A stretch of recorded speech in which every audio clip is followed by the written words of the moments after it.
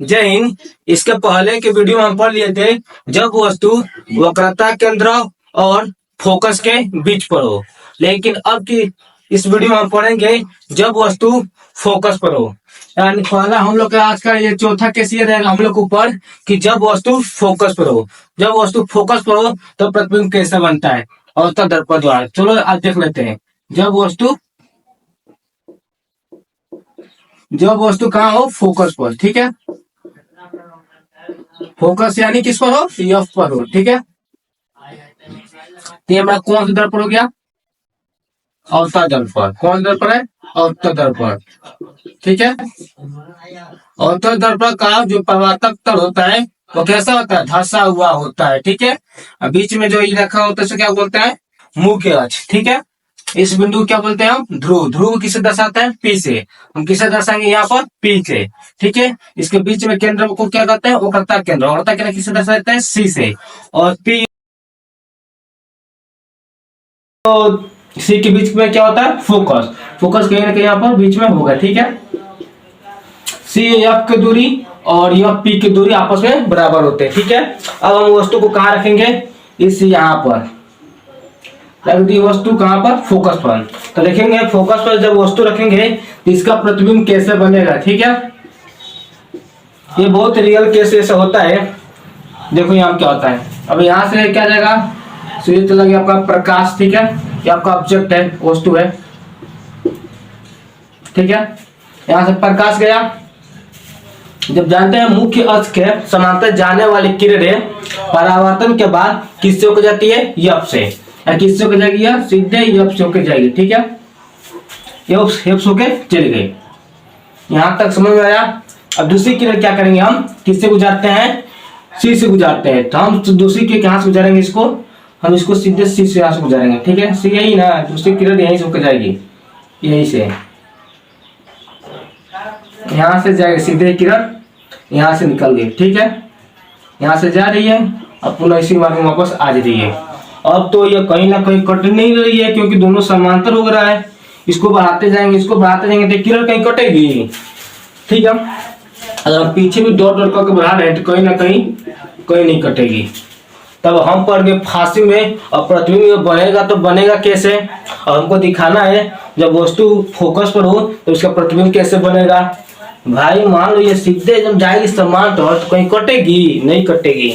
तो हम सोच लेते हैं, मान लो दो पट्टेदार है, दोनों में झगड़ा होता है तो कभी ना कभी मुलाकात होती है कि नहीं होती है, होती है ना। दोनों कभी ना कभी मिलते हैं कि नहीं मिलते हैं, मिलते हैं ना। तब सोच रहे कहीं ना कहीं जाके अनंत तो मिलेगी, अनंत तो जो हम जहाँ मिलेगी वहीं पे इसका प्रतिबिंब बनेगा।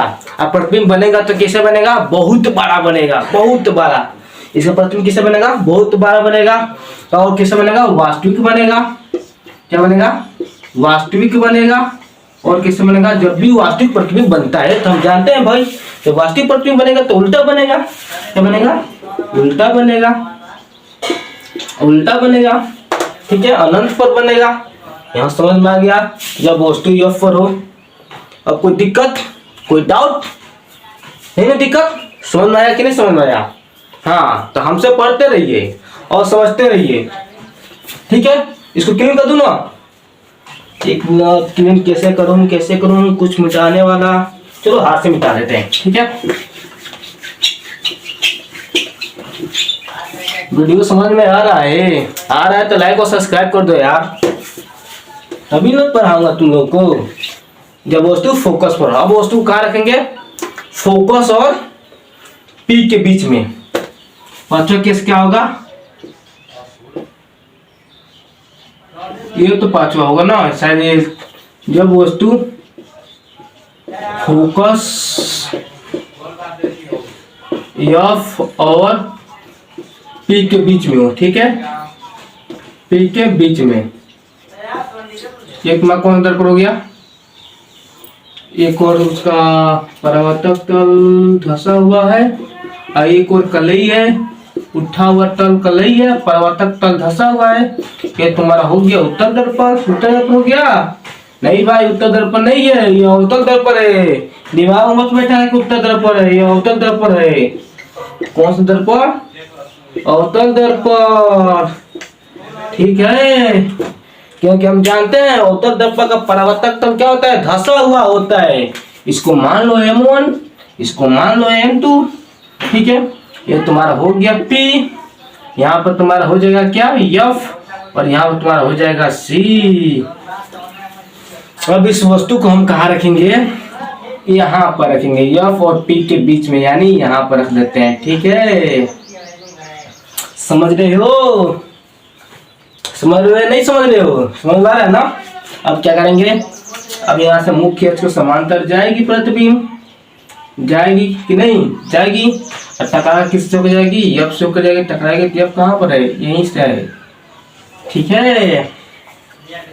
और दूसरा कौन सा है, दूसरा किरण किससे होकर जाती है, C से जाती है।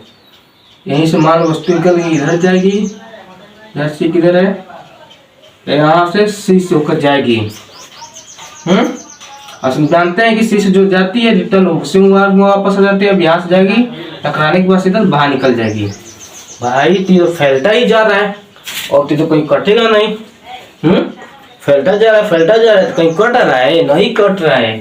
अभी भी हम यहाँ पर फांसी में ही है, इसका प्रतिबिंब कैसे बनेगा, ये तो फैलता जा रहा है और हम आफत में पड़ रहे हैं भाई, ये कहीं ना कट रहा है, एकदम फैलता जा रहा है, और प्रतिबिंब कैसे बनेगा बताओ। आफत में पड़ गए कि नहीं पड़ गए। अब क्या करोगे, इस मुख्य अक्ष की रेखा को और आगे बढ़ा दोगे तो हम देखेंगे इधर कहीं ना कहीं कट रही है कि नहीं। यहाँ तो कट रही है, और सपोज पीछे से कल्पना करोगे इधर इधर कहीं ना कहीं कट रही है ना, दर्पण की साइड। जब यहाँ पर कट रही है तो प्रतिबिंब कहाँ बनेगा, यहीं पर बनेगा प्रतिबिंब। बन गया, बना कि नहीं, कहाँ बनेगा, दर्पण के पीछे बनेगा। कैसे बनेगा, आभासी बनेगा। क्यों बन रहा है, क्यों दर्पण के पीछे बन रहा है, क्योंकि यहाँ पर रियल में बने रहे, कल्पना करें पीछे से प्रतिबिंब आता हुआ प्रतीत हो रहा है, लेकिन रियल में नहीं हो रहा है, क्योंकि यहाँ से परावर्तन हो रहा है। हम कल्पना कर रहे हैं कि यहीं पर कहीं ना कहीं कटेगा, तो यहीं पर इसका प्रतिबिंब कैसा बनेगा, आभासी बनेगा। और आभासी प्रतिबिंब जब भी बनता है तो हम जानते हैं आभासी जहाँ बनेगा वहां पर कैसे बनेगा, सीधा प्रतिबिंब बनेगा। क्या बनेगा, सीधा प्रतिबिंब। समझ में आया, कोई दिक्कत, कोई डाउट नहीं ना, नो कोई दिक्कत, नो कोई डाउट। तो कमेंट्स में बोलो जहां दिक्कत आई हो, जहां प्रॉब्लम आई हो वहां पर। या तुम्हारा क्या बन गया, प्रतिबिंब। ये सारे सारे क्या है, प्रतिबिंब है, प्रतिबिंब। ठीक, तो जय हिंद, हर हर महादेव।